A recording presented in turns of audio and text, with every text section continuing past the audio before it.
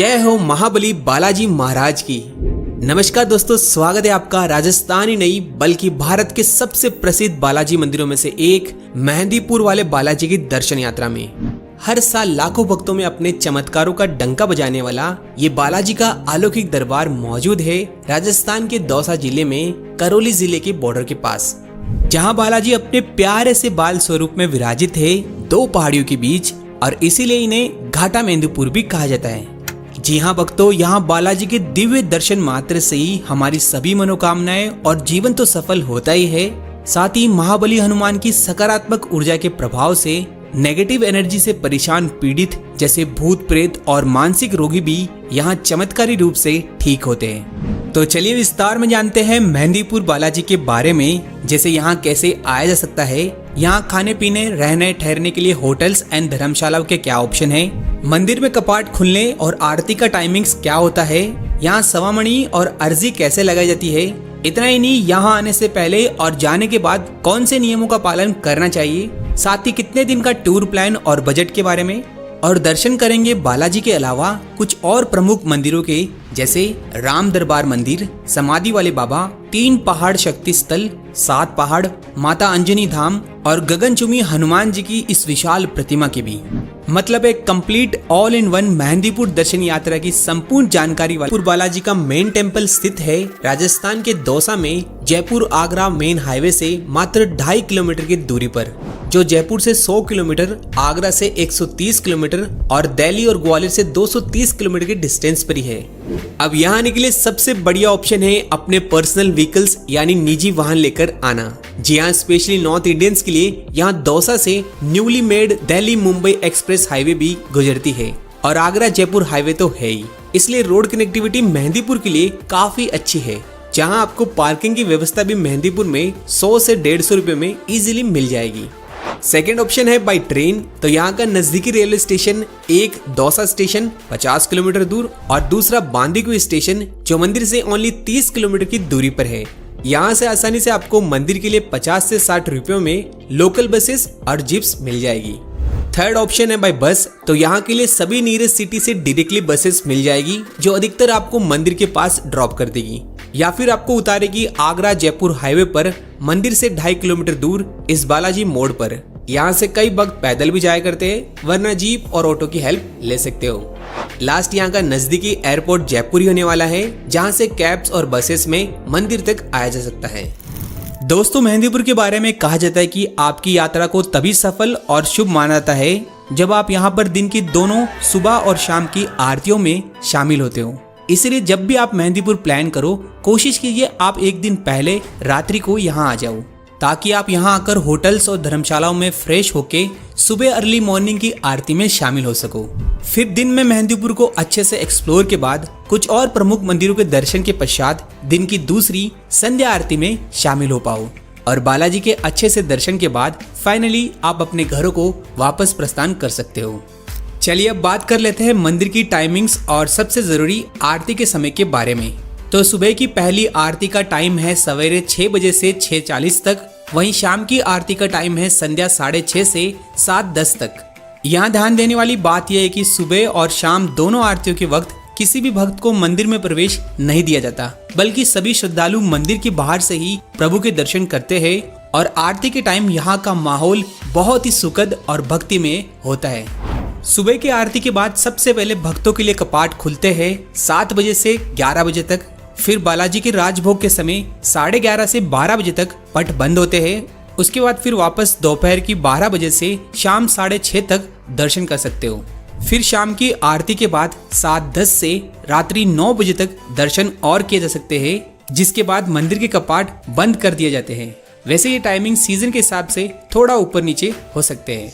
दोस्तों, ये बालाजी का पावन धाम करीब 1000 वर्ष पुराना है और ये तब की बात है जब यहाँ के महंतों के पूर्वज गणेशपुरी महाराज को बालाजी ने स्वप्न में दिव्य दर्शन दिए और इन्हें आदेश दिया यहाँ मंदिर की स्थापना कर पीड़ितों की सहायता और सेवा करने को अपने 3 रूपों में। जी हाँ, यहाँ मुख्य बालाजी के साथ भैरव कोतवाल और प्रेतराज सरकार की प्रतिमाएं भी है और ये भी स्वयंभू प्रकट हुई थी। यहाँ बालाजी स्वयं शिव के अवतार मेहंदीपुर के राजा है और इनके सेना के कप्तान भैरव बाबा है, इसीलिए इन्हें भैरव कोतवाल कहा जाता है। तो वहीं प्रेतराज सरकार बुरी आत्माओं के दंडनायक है। आगे मंदिर में प्रवेश करने से पहले आप बाहर इन शॉप से बालाजी के लिए प्रसाद ले सकते हो, जहां बालाजी को मुख्यतः यहाँ लड्डू का भोग लगता है, जो बेसिकली यहाँ 51 रुपए से शुरू होता है। वैसे यहाँ भैरव कोतवाल और प्रेतराज सरकार को भी अलग भोग लगता है, जिसमें भैरव कोतवाल को प्रिय है स्पेशली उड़द की दाल से बनी मिठाइयाँ और दही बल्ले और गुलगुले का भोग।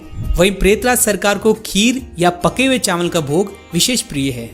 चलिए अब हम लाइन से चलते हुए बालाजी का नाम लेते हुए आगे बढ़ते हैं धीरे धीरे, और फिर फाइनली दर्शन होते हैं बालाजी के दिव्य बाल स्वरूप के, जिनके लेफ्ट में सीताराम जी और राइट में भोलेनाथ भी विराजमान हैं। वहीं बालाजी की छाती के पास एक छोटा सा छिद्र है, जिससे हमेशा चमत्कारी जल टपकता है। इसे बालाजी का पसीना भी कहा जाता है, जिसे मंदिर के कपाट खुलने पर यहाँ के पुजारी श्रद्धालुओं पर छिड़कते हैं, और ये दिव्य जल की छींटे बहुत ही सौभाग्य वाले भक्तों को प्राप्त होते हैं। इसलिए मंदिर में इनके लिए धक्का मुक्की ना करें। इसके बाद बालाजी से आशीर्वाद के साथ अपनी मनोकामना मांगते हुए पंडित जी को प्रसाद देकर आगे बढ़ेंगे। तो बालाजी की दाई ओर ही विराजमान है भैरव कोतवाल। इनके दर्शन और भोग लगाने के बाद थोड़ी सी सीढ़ियां चढ़कर दर्शन होते हैं प्रेतराज सरकार के। यहाँ भी भोग लगाते हुए आगे इनके दीवान के दर्शन के बाद मेन मंदिर के एग्जिट की ओर से बाहर आते हैं। मंदिर में चढ़ाए गए इस नॉर्मल प्रसाद को आप निश्चिंत होकर खा भी सकते हो और अपने घर भी ले जा सकते हो, क्योंकि ये नॉर्मल प्रसाद है। बस ध्यान देना, अर्जी का प्रसाद कभी नहीं लेके जाना, जिसके बारे में अभी हम आगे बात करेंगे। इसके अलावा बालाजी की सवामणि भी बहुत ज्यादा बोली जाती है जब किसी की मांगी गई मुरादें और मनोकामना पूरी होती है तब। वैसे सवामणि का मतलब है सवामण, यानी 51 किलोग्राम प्रसादी, जिसे एक दिन पहले बुक करवाया जा सकता है ऑनलाइन मंदिर ट्रस्ट की ऑफिशियल वेबसाइट और यहाँ के सवामणि एंड डोनेशन काउंटर से। इसमें आपके पास बहुत से ऑप्शन हैं, जैसे 56 भोग, राजभोग, लड्डू पूड़ी, हलवा पूड़ी जैसे 21 से 40 व्यक्तियों का प्रसाद। प्राइजेस आप वीडियो में देख सकते हो। यहाँ मंदिर ट्रस्ट से सवामणि बुक कराने का फायदा ये है कि आपके 3 मेंबर्स को वीआईपी बॉक्स से एंट्री मिलती है मंदिर दर्शन के लिए, जिसके बाद सवामणि प्रसाद वितरण हॉल से रसीद दिखाकर यहाँ से बॉक्सेस और कंटेनर में पैक किया हुआ प्रसाद खिला भी सकते हो अपनी अपनी धर्मशालाओं में, या फिर आप इसे घर भी ले जा सकते हो। वैसे इस सवामणि के प्रसाद का भोग का समय हर दिन 12 से 2 बजे तक रहता है। इसके अलावा मंदिर के बाहर इन दुकानों से भी सवामणि बुक कर सकते हो सस्ते में, जो सिर्फ 1100 से 2100 रुपए में शुरू हो जाते हैं। और आप चाहो तो अपने घरों से भी सवामणि भंडारा का प्रसाद बनाकर चढ़ा सकते हो, और इससे भी बालाजी खूब प्रसन्न होते हैं। इसके बाद सबसे इम्पोर्टेंट, अर्जी कैसे लगाई जाती है। तो देखिए, किसी परेशानी वाले इंसान के नाम पर अर्जी लगती है। इसमें सबसे पहले रोगी को मंदिर के बाहर इन बैरिकेड्स पर रखा जाता है। फिर रोगी के परिवार का कोई भी सदस्य बाहर इन दुकानों से लड्डुओं का 151 रुपए का अर्जी का स्पेशल प्रसाद मंदिर में ले जाकर भोग लगाएगा। उसके बाद मंदिर से बाहर आकर इस प्रसाद में से 2 लड्डुओं को परेशानी वाले रोगी को खिलाएंगे, और इन 2 लड्डुओं का सेवन करते ही रोगी अजीबोगरीब हरकतें शुरू कर देगा। जिसके बाद काम शुरू होता है प्रेतराज सरकार का, जो इन बुरी शक्तियों को वश में करके दंड देते हैं। इसे देखकर आपको बिल्कुल भी घबराना नहीं है। आगे बाकी के बचे हुए लड्डू के प्रसाद को मंदिर के पीछे जानवरों में बांट दे। यहाँ ध्यान रखिए, अर्जी के प्रसाद को किसी भी इंसान को ना तो दे और ना ही उनसे ले, क्योंकि ये वो ही प्रसाद है जिसे भूल कर भी ना तो खाना है और ना ही घर ले जा सकते। एंड यहाँ सबसे जरूरी, रोगी को दोनों आरतियों में शामिल होना पड़ेगा, तभी काम होगा। नेक्स्ट, मेहंदीपुर आने से पहले यहाँ का सही तरीका और कुछ नियमों का भी पालन करना चाहिए हमें। जैसे यहाँ आने से 1 सप्ताह पहले ही सभी प्रकार के तामसिक चीजें जैसे मांस, अंडा, शराब, प्याज, लहसुन का त्याग करना चाहिए, और यहाँ से जाने के 1 महीने बाद या जितना हो सके उतना दूर रहना चाहिए इनसे। यहाँ मंदिर में इन अजीबोगरीब हरकतें करने वाले व्यक्तियों पर ज्यादा फोकस ना करें, सिर्फ मन में बालाजी का नाम लेते रहिए, और ना ही आपको इन बैरिकेड्स यानी जाली पर लगे तालों और बांधे हुए धागों को छूना है। यहाँ तक कि 500 रुपए भी पड़े मिले तो उन्हें उठाना नहीं है। यहाँ किसी से भी प्रसाद नहीं लेना है और ना ही देना है, और अर्जी के प्रसाद को तो बिल्कुल भी घर नहीं लाना है। सिर्फ नॉर्मल प्रसाद आप खा और घर ला सकते हो, बस इससे ज्यादा आपको किसी भी बात पे ध्यान नहीं देना, क्योंकि ये स्वयं महाबली कष्टहर्ता हनुमान जी का अलौकिक दरबार है। और गोस्वामी तुलसीदास जी ने हनुमान चालीसा की 24वीं चौपाई में लिखा है, भूत पिशाच निकट ना आवे, महावीर जब नाम सुनावे। अर्थात हनुमान जी का मात्र नाम लेने से ही भूत प्रेत जैसी नकारात्मक शक्तियाँ आपके पास भी नहीं आ सकती। तो फिर मेहंदीपुर बालाजी तो एक पावन धाम है, इसलिए किसी से भी डरना और घबराना नहीं है। बस YouTube पर व्यूज और पैसों के लिए फालतू में फेक इंफॉर्मेशन और मिसगाइड किया जाता है कि ये मत करो, वो मत करो, यहाँ मत देखो, वैसा मत करो। क्यों भाई, क्या दिक्कत है? प्रभु के घर में कभी ऐसा हो सकता है? नहीं ना। इसीलिए आप निश्चिंत रहकर दर्शन करो। इसी के साथ मेहंदीपुर के वातावरण में हनुमान चालीसा का पाठ करने में भी एक अलग ही अनुभव मिलता है। वर्तमान में बालाजी की मुख्य मंदिर का न्यू कंस्ट्रक्शन का काम अभी भी चल रहा है, जो आने वाले टाइम पर और भी अच्छे दर्शन की सुविधा के साथ कई मॉडर्न एमिनिटीज से युक्त होगा। तो चलिए, अब बालाजी के मंदिर के अच्छे से दर्शन के बाद आप बचे हुए समय में देख सकते हो सबसे पहले बालाजी के जस्ट सामने श्री राम दरबार को। जी हाँ, ये ब्यूटीफुल सफेद संगमरमर का भव्य कलाकारी वाला अलौकिक मंदिर है, जिसमें बहुत ही सुंदर सीताराम जी की प्रतिमा है, मानो साक्षात प्रभु ही हो, जिनकी बाई और राधा कृष्ण जी भी विराजमान हैं। नेक्स्ट, आप इसी राम दरबार के पीछे की तरफ मौजूद यहाँ के सबसे पहले महंत पूजनीय गणेशपुरी महाराज का समाधि स्थल दर्शन कर सकते हो, जिन्हें समाधि वाले बाबा के नाम से भी जाना जाता है। जहाँ भक्तों की लंबी कतारें इस स्थान का महत्व का डंका बजाती है, वहीं बाबा को प्रसन्न करने के लिए यहाँ दीपक और जलेबी का भोग लगाया जाता है और यहाँ आपको डिब्बों में बालाजी का जल भी मिलता है। इसी के साथ समाधि स्थल का भी न्यू कंस्ट्रक्शन का काम चल रहा है, सर्कुलर शेप की गार्डन्स के साथ। आगे वापस मेन बालाजी मंदिर से आते वक्त पहली राइट साइड की गली से रास्ता जाता है प्राचीन 3 पहाड़ी शक्ति स्थल को, जो बेसिकली ग्रुप ऑफ टेम्पल्स है इसी पहाड़ी पर, जिनमें 3 प्रमुख मंदिर है। ये मुख्य बालाजी मंदिर से 1 किलोमीटर की चढ़ाई यानी 20 से 30 मिनट के आसपास की चढ़ाई करनी होती है, जिसकी शुरुआत होती है इन छोटी छोटी संकड़ी गलियां और दुकानों से होते हुए। यहाँ कुछ सीढ़ियां चढ़ने के बाद पहला प्रमुख मंदिर आता है माँ काली का प्राचीन स्थल, जहाँ पर सिर पर रखकर नींबू काट कर नजर उतारी जाती है। इसके बाद थोड़ी और दूरी पर आता है दूसरा प्रमुख स्थल माता अंजनी का मंदिर। यहाँ पर संतान प्राप्ति के लिए भक्त आते हैं। आगे ढेरों संतों की समाधि स्थल क्रॉस करके लास्ट 3rd टेम्पल पर आते हैं, जो है पंचमुखी हनुमान जी का, और यहाँ पर भी बंधन निवारण का इलाज किया जाता है। वैसे यहाँ ऊपर से पूरे मेहंदीपुर के एरियल व्यू के नज़ारे लिए जा सकते हैं। नेक्स्ट 3 पहाड़ी से उतरकर आप विजिट कर सकते हो पूरे मेहंदीपुर से दिखने वाले हनुमान जी की इस 151 फीट ऊंची विशाल प्रतिमा को, जिसके नीचे राक्षसी मुंह वाली गुफा भी देखी जा सकती है, जिसमें हनुमान जी से जुड़ी घटनाओं को अच्छे से दर्शाया गया है। वैसे ये लोकेशन सेल्फी और फोटो शूट के लिए फेमस है, तो आप भी यहाँ फोटो जरूर से क्लिक कीजिएगा।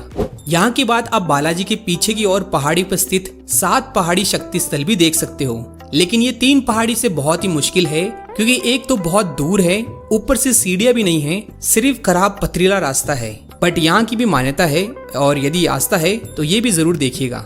वैसे ये ऑफबीट एडवेंचर ट्रैकिंग वाला रास्ता है, जिसका मजा मानसून में आता है। और ये 7 पहाड़ी पे 7 प्रमुख मंदिर है, शेषनाग मंदिर, अंजनी माता, बालाजी, काली माता, चामुंडा माता, गोरखनाथ जी, और आखिरी 7वां मेन महादेव का प्राचीन मंदिर, जहाँ पर एक विशाल चट्टान भी है बालाजी की।